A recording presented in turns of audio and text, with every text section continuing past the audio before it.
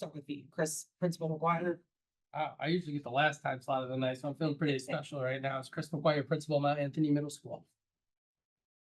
Tim Payne, principal at the high school. Scott McEnany, board member. Jim Culkeen, SVSU superintendent. Stephanie Mulligan, board member. Beth Wallace, board member. Katie Aiken, board member. Kristen Olmsted, board member. Chaz Floor, board member. Lee Frederickson, board member. McKinley Keyfaber, student observer. Kelly Moore, student rep. Emily Matthews, student rep. Renee Gordon, director of finance. Voice off camera. Before we start the meeting, I want to make an amendment to a change to the agenda. We need to flip item 4, the review and approval of the annual meeting warning, and switch that with number 7, the FY 26 budget review. We need to have the budget review done before we approve the warning. So do I need a motion for that? Right? Yeah. Can I have a motion to switch item 4 and 7 on the agenda? So moved. Any discussion? All in favor? Okay, we'll start off with public comments. Do you need Richard to know who? Oh, I'm sorry. Scott motioned and Beth seconded. Sure. Yes, sure. And all.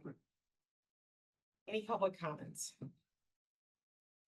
Yeah, electronically from the public. Great, then we'll move, there's nothing for operations today. Item number 3 is finance, the treasurer report for December. I actually didn't see it in the packet. Brennan, did you see the treasurer report, or should we pay that down? Haven't looked, so. I was not.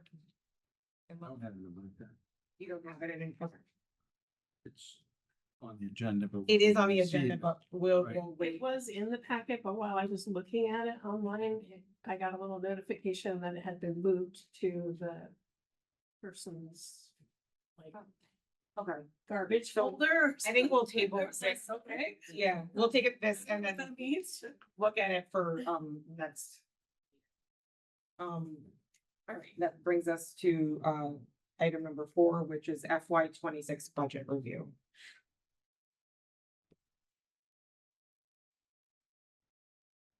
Yeah, I guess it'd probably be helpful if I handed stuff out. I don't know if there's gonna be enough for everybody, but.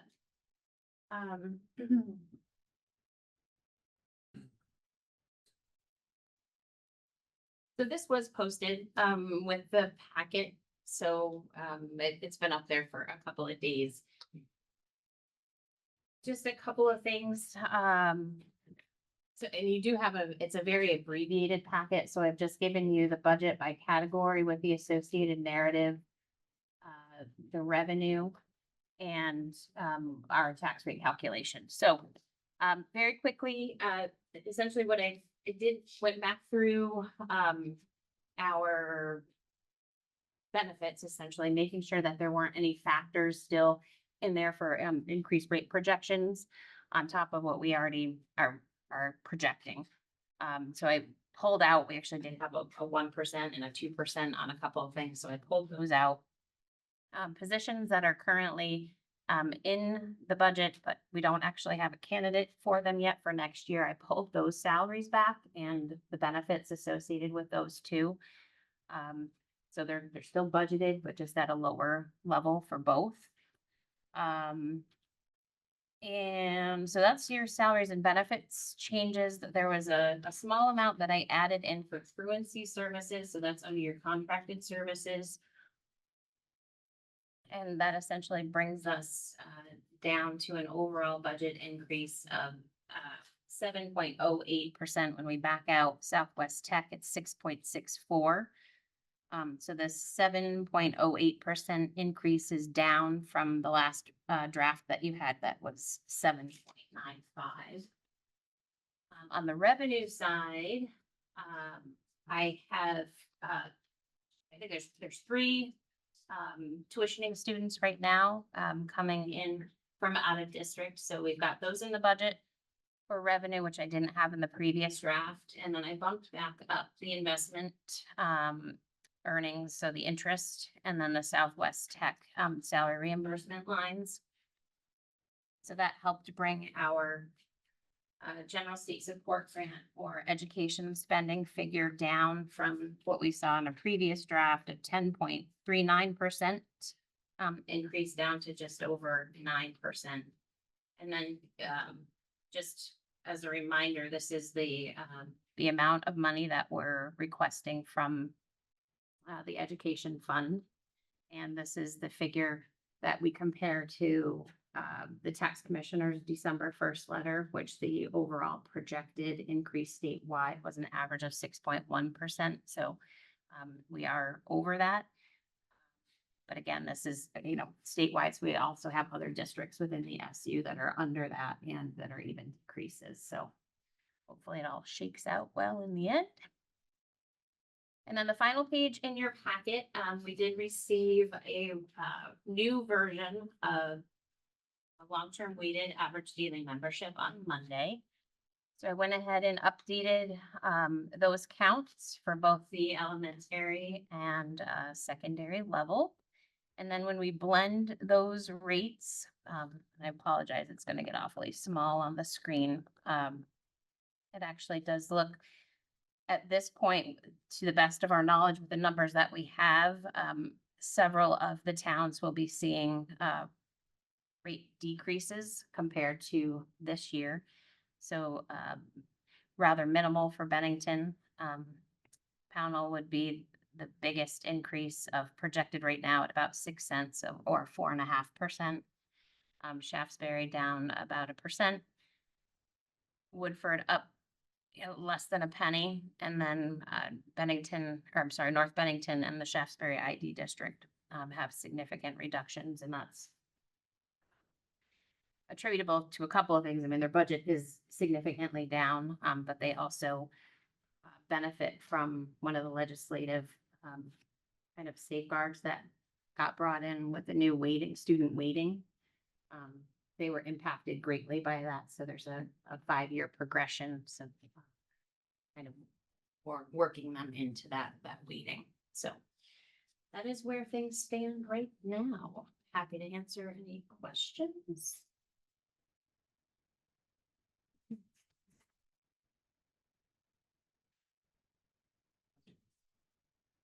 So those rate projections,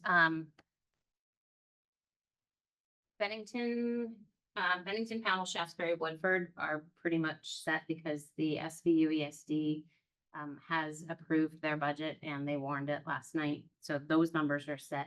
North Bennington won't actually be done until their meeting on the 29th of the month, but I don't anticipate a whole lot of movement from those numbers.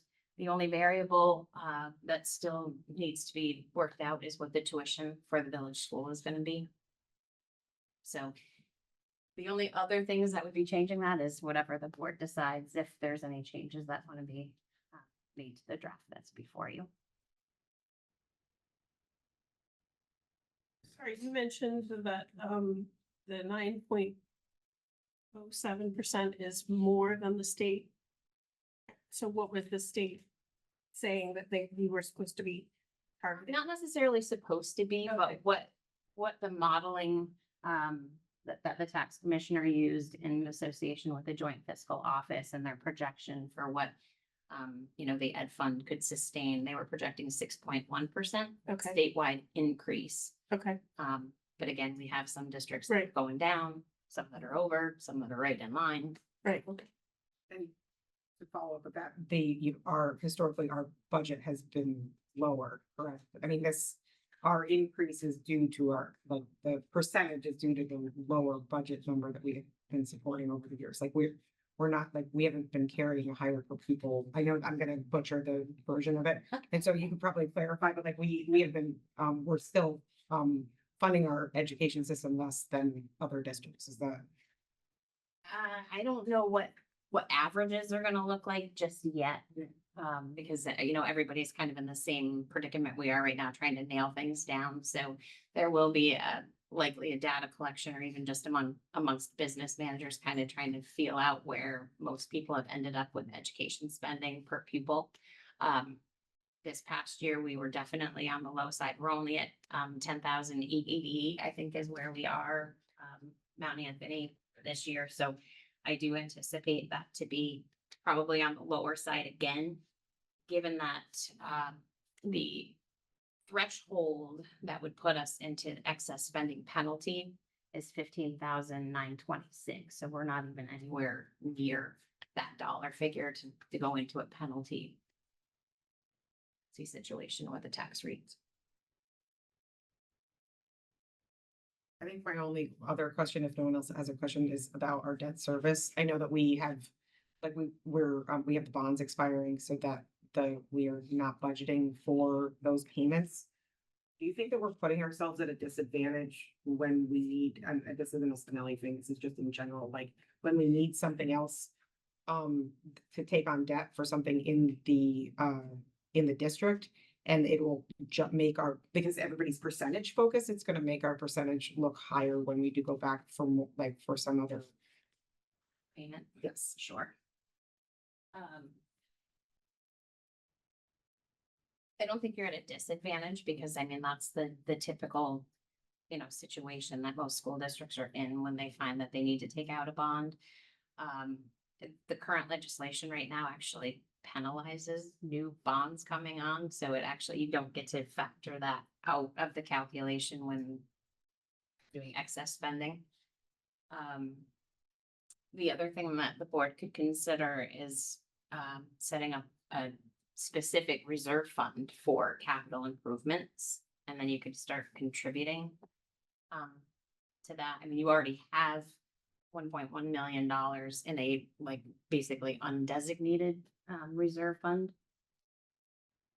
Yeah, actually, we did do $100,000 a long time ago. We had $1 million, so it is 1.1 that's there. So I mean, you do have those funds available too, whether it's for tax stabilization or capital improvements.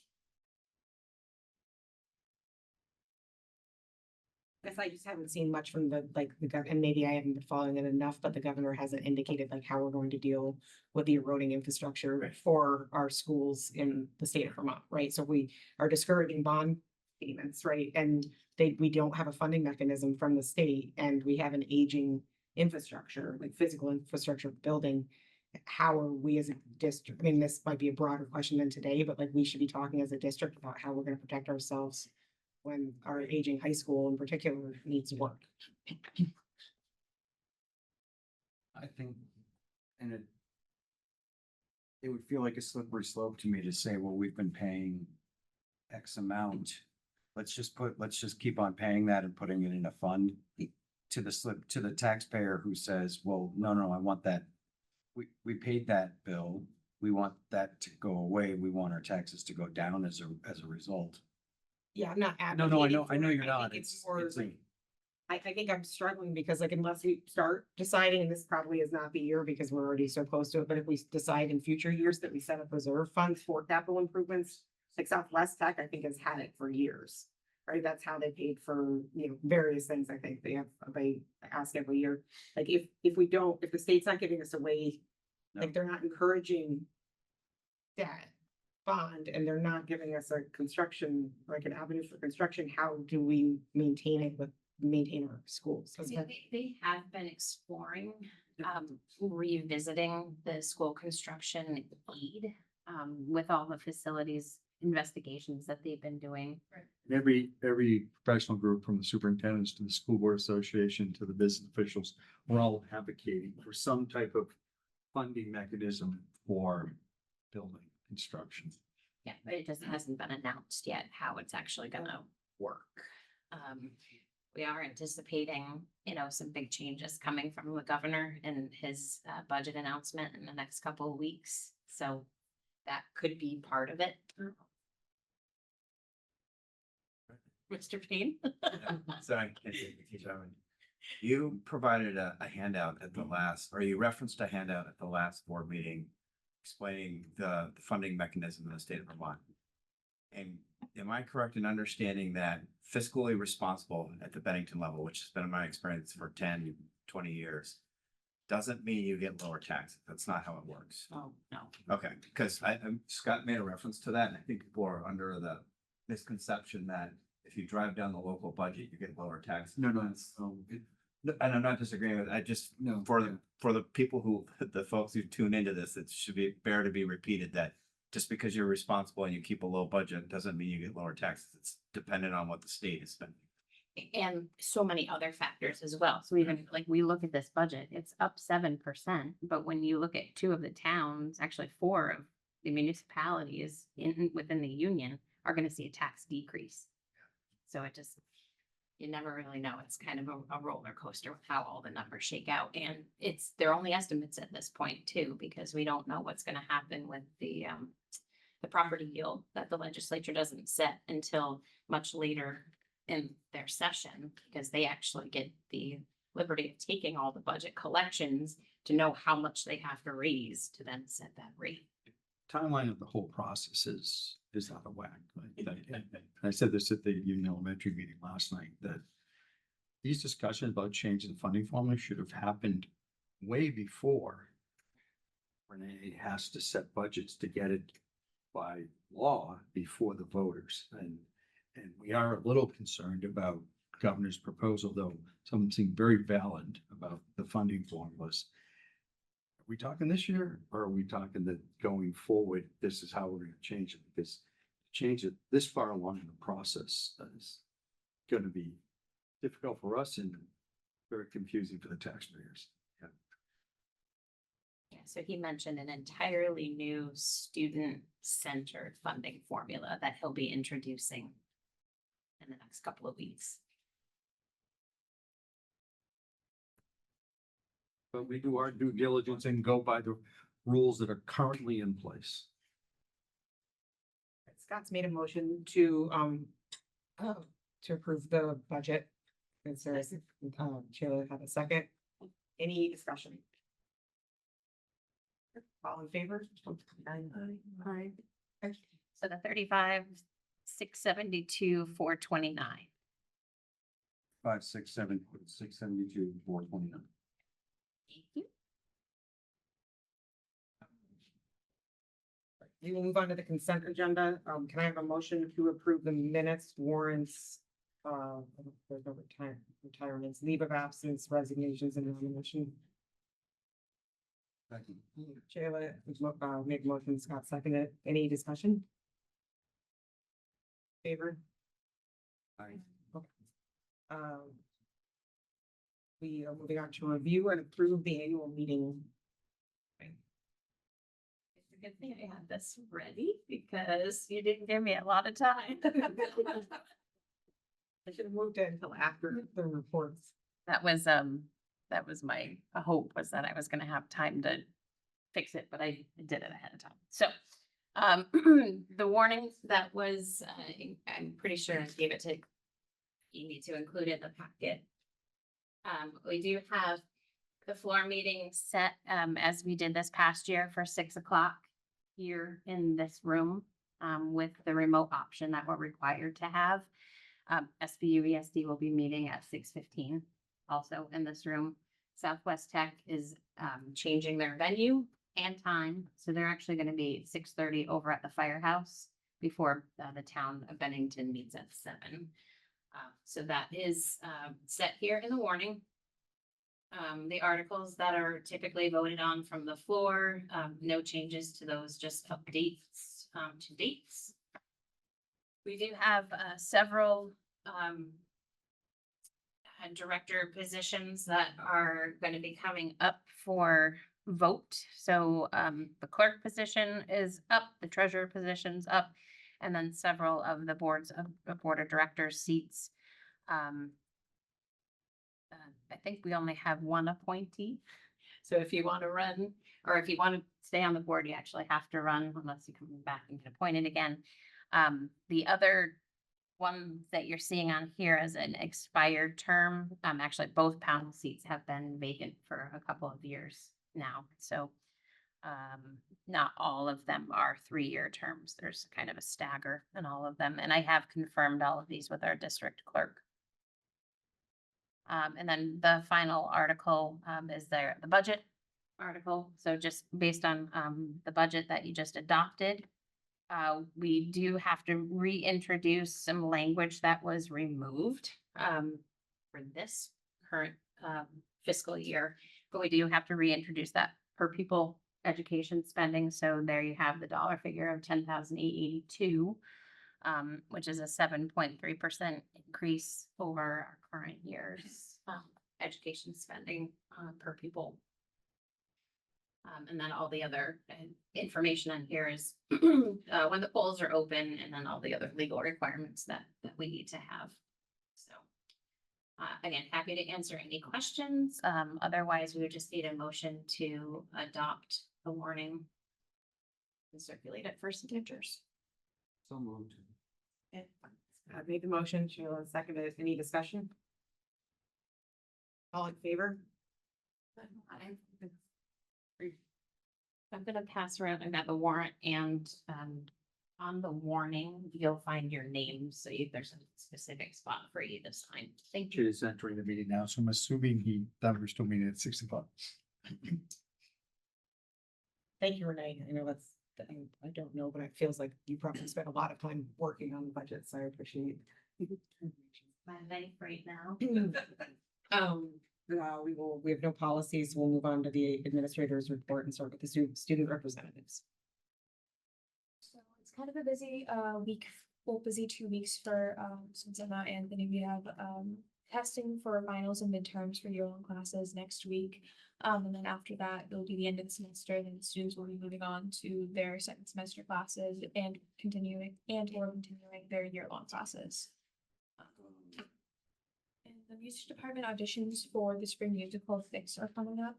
Which I think everyone's really excited to see.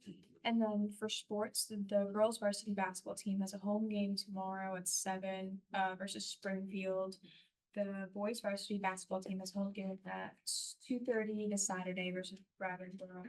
And then the swim team has their senior night at 4:30 on Friday. So always good to show up for sports games and support the teams.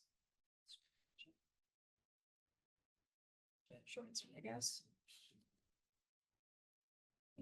Any questions? Thank you. We'll move on to Principal Pete.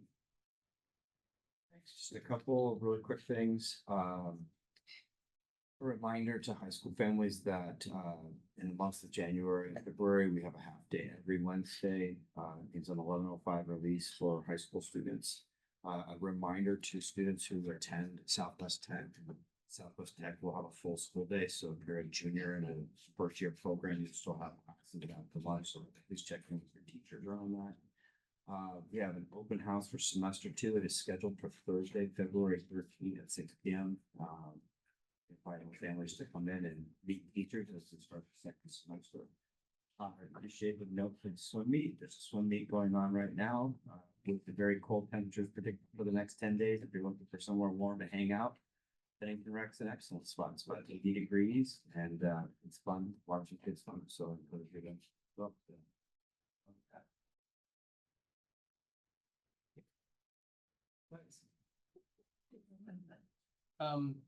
Thanks for the plug about the half days. Same will be true, take out the Southwest Tech piece, the same is true for middle school families with the half days. We are doing our map testing this week at the school, which is something that I've spoken to the board about before. We do it 3 times a year. Just want to publicly thank Rachel Kitt, who's one of my math teachers and in the role of testing coordinator. And the role of testing coordinator is a pretty involved and complicated role. Lots of, kind of different pieces to look at, and testing groups and testing security, et cetera, et cetera. So she's been doing a great makeup tests and the list goes on. She's doing a great job in that. Did the ELA test on Tuesday and we did we'll be doing the math test tomorrow, and kids are doing a great job, just trying their best. That is what we ask of them. I meet regularly with the 6th, 7th, and 8th grade student council. I just it's probably the highlight of, any week that I meet with them. It's usually one of the highlights of my week. Love spending time with them and just hearing their good ideas. I got a PowerPoint from a 6th grader today because they met with me a week ago or so, advocating, as timely for our conversation that we had at the last board meeting, advocating for some recess time.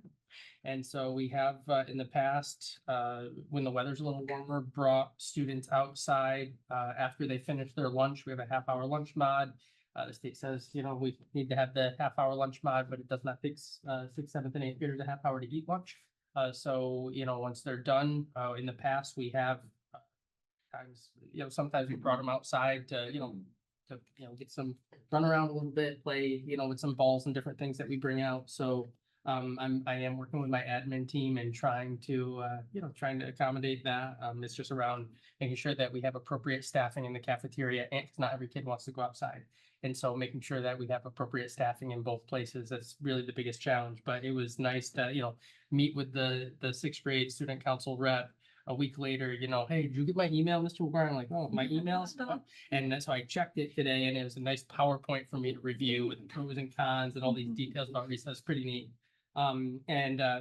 They've organized a few different spirit weeks so far this year. I think it was eighth grade student council organized a movie night, which, students signed up to come on a Friday evening and watch a movie, have some snacks. They're working on organizing a dodgeball tournament that, don't quote me on this, but I believe it's going to be on the 7th of March, I believe.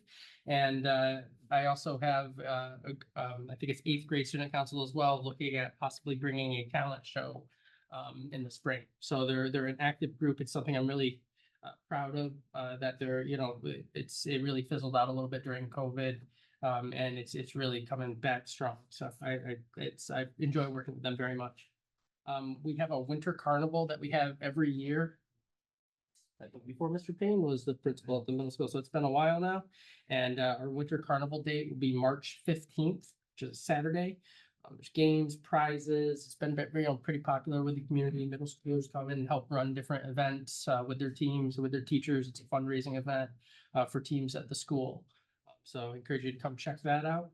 And then the last thing, I'm gonna really try to reference in my principal's report, for upcoming meetings, more about the 21st Century Grant and our after-school programs that we're running.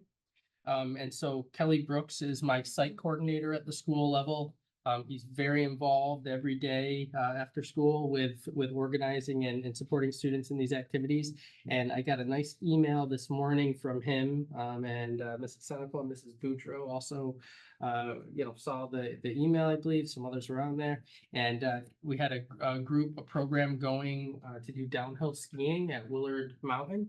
And there's some lovely pictures of some kids just like radiating happiness with their ski gear on and everything. And so that's that's a productive, positive thing, and a time where all the research tells us it's productive and a good thing for kids to be hanging out after school and in healthy activities. So that was really nice to see. And we also have a program that's on the campus that's running currently called Winter Warm Up, which is a program that kind of centers around like living healthy and healthy active lifestyle in the winter, and also staying warm while doing it. And they were out cross-country skiing with the cross-country skis that one of our teachers secured through a grant. So I got some nice pictures from him of some students and an instructor cross-country skiing around our beautiful campus. So I'm going to try to, I think I've mentioned it before. I'd really like to bring Kelly Brooks and some students to talk with you a little bit about their experiences. I'm going to start working with him on that. I'll, obviously communicate, through Mr. Colkeen or around trying to get on the agenda for that. So that's all I got.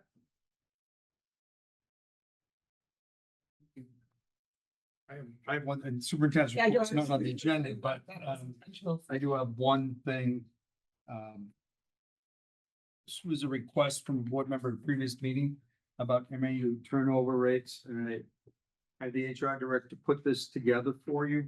I don't expect a full discussion on this tonight because you're just seeing this data, so we can always put it on the agenda. But Nick Galt, who put this together, is here with us electronically. Nick, can you hear me? I can. Can you hear me? Can. So everyone's just getting the document right now, so give them a minute to look at it. But what I'm proposing, I don't know what it would help us immensely if we knew, what we're trying to achieve with this request. What do we want to see? further beyond this report. What is our end goal for this information? So as you can see, Nick, I'll let you talk about your report. Everyone has it in front of you now.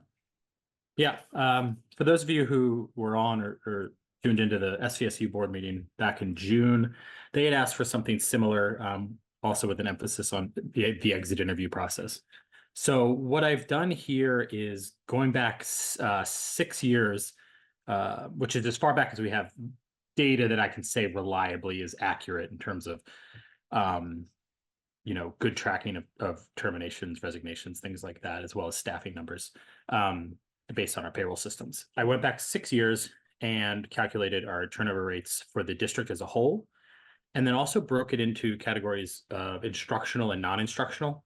The reason for that is the exit interview platform that we have been using now for 2 school years does that break up as well, that break out into instructional and non-instructional. So I figured for us tracking our rates, it makes sense to mirror what we're doing with exit interview feedback as well. Instructional being licensed educators, and non-instructional being everybody else. So that would include, your support staff, professional, non-union staff, and administrators are all falling into that category. I also have the SVSU numbers just for comparison purposes, and that's the full SU. So that's all employees across the whole supervisory union. And just kind of looking at the data, one thing that you will see, and you will see this whether you looking across all of our districts, you will see this pretty much in any school district's data across the country, is a spike beginning in 21-22, which is that first full year after COVID. And then you see it trail off a bit and level off to sometimes you see that as pre-pandemic levels. Sometimes it stays a little bit higher. As you can see, our overall SU rate is a little bit higher post-pandemic than pre-pandemic. MAU, interestingly enough, is actually a little bit lower by a percentage or two post-pandemic, which is interesting. The bottom 2 paragraphs are just informational, and I realize you're holding physical copies that don't have links, but I'm happy to provide this whole thing digitally or the individual links. The first paragraph is just contextual, good information about what studies are showing nationwide. Similar turnover rates, a number of 16% comes back to in study after study after study when we look at teacher turnover rates on an annual basis. The second paragraph is just a snapshot of a few of the many Can I- studies and reports. Yes, Nick, can I interrupt you 1 minute? Of Do you course. have this electronically that you could put up on the screen so CAD TV and Richard could see it? Can you course. possibly do that? absolutely. If you give me a moment, I can share my screen. I'm looking at a physical copy as well, but I have it here.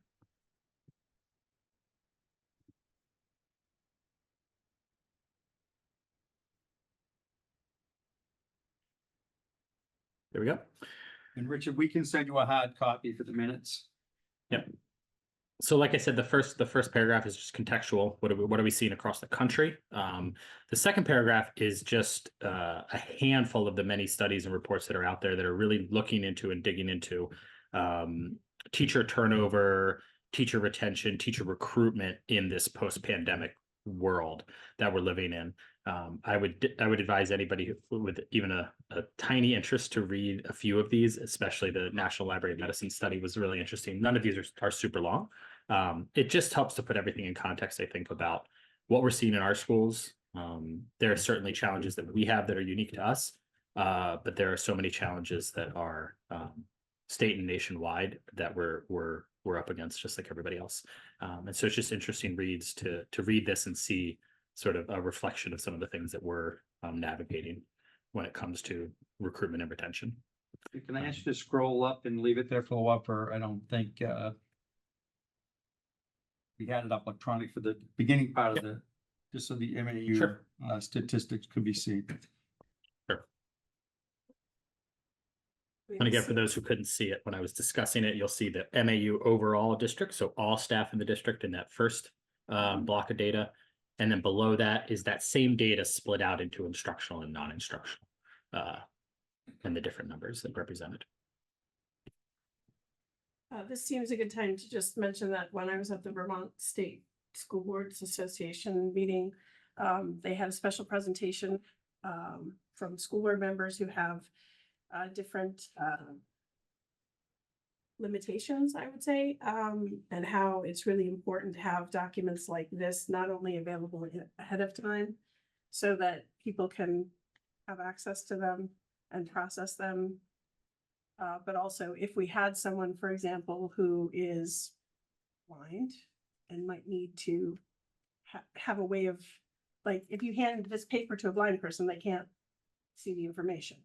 So Mhm. it was just very interesting because it was something that I was like thinking about in terms of a lot of the presentations that we have at the board meetings is somebody shows up and hands us information, and we're expected to process it, and we're all able to do that, but there might be people who are not able to, so. I think that's a great thing to highlight. I think for this is the start of the conversation. Yeah. Is that? I didn't expect a conversation on this evening, other than But that is- giving the information. Yeah. Excuse me. So I guess, from here, I know people need to digest it and then we Yeah. can come back to it. Are there specific other items that we would want, Nick to be prepared to talk about when we have the discussion? Or is it something that people want to send me questions and I can, just so that they have time to think be that's- prepared before, so if people want to send me messages, I can send them on to, Yeah, that would be great. and then that way we'll give them time to prepare, have a good discussion about it. Is that? Add it to the agenda. Yes, Next meeting. for next meeting, and, if, getting any questions in the next couple of weeks so that they have time to, does that work for you? Yes. Okay. All right, great, thank you, Nick. That was the intent of sharing it. Perfect. So, Thank you. Is there anything else for the superintendent?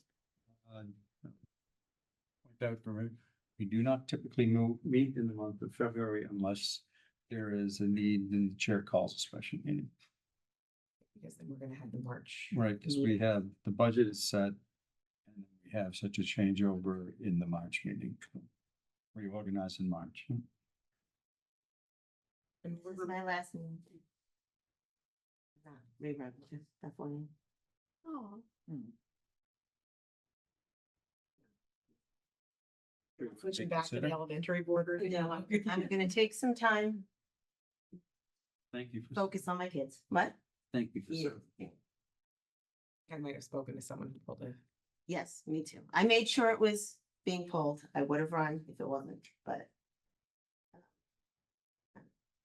Happy to step back and have somebody else do it. How many years have you been? Because you started at the elementary. I said 8, maybe 7, 8. Thank you. Thank you. Thank you very much. That's it for me.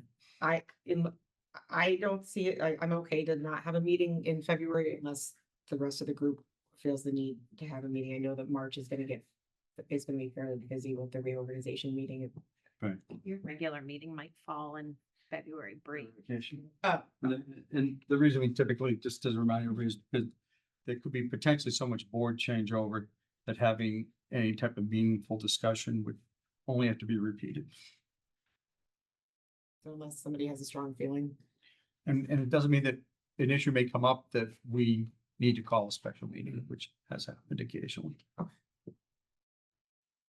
So we will add this to meeting for the agenda as long as it fits for March. And then, so that will be, okay.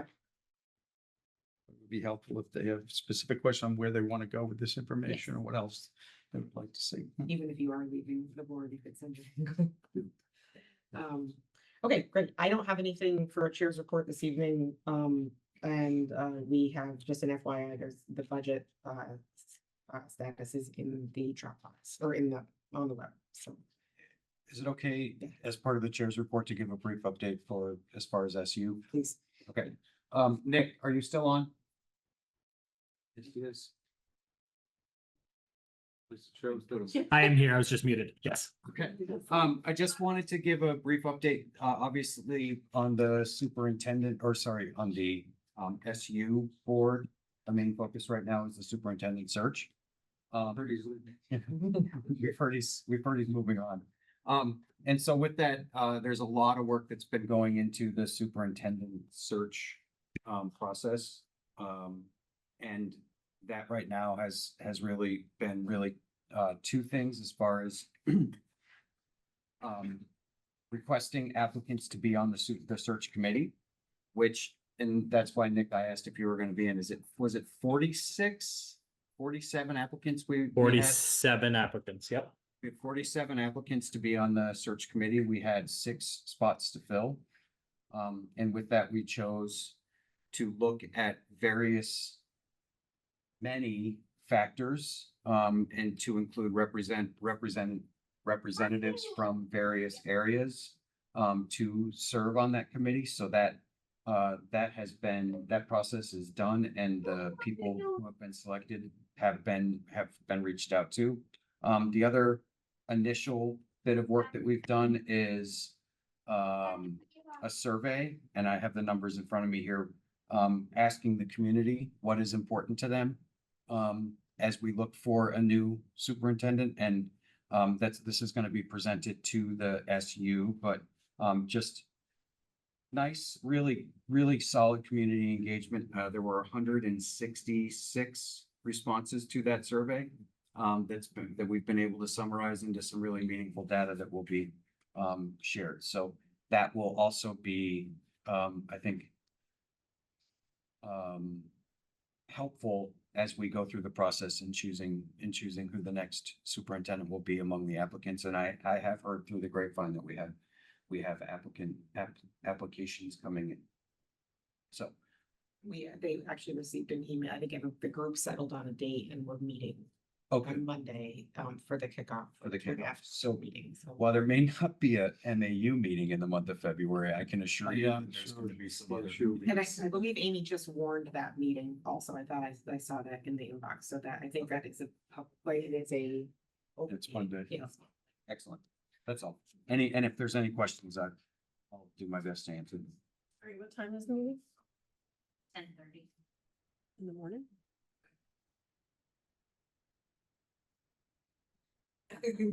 Nick was very happy about that. And that's just for the committee. To be honest, I have, Not it all is, of the SPSU board. it's the committee's meeting. Committee. Yes. But they are public meetings. There, yeah.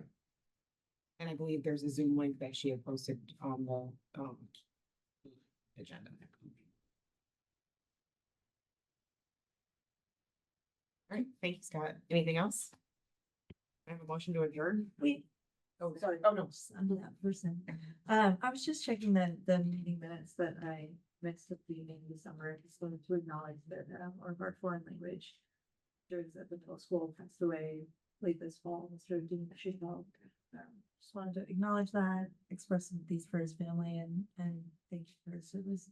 So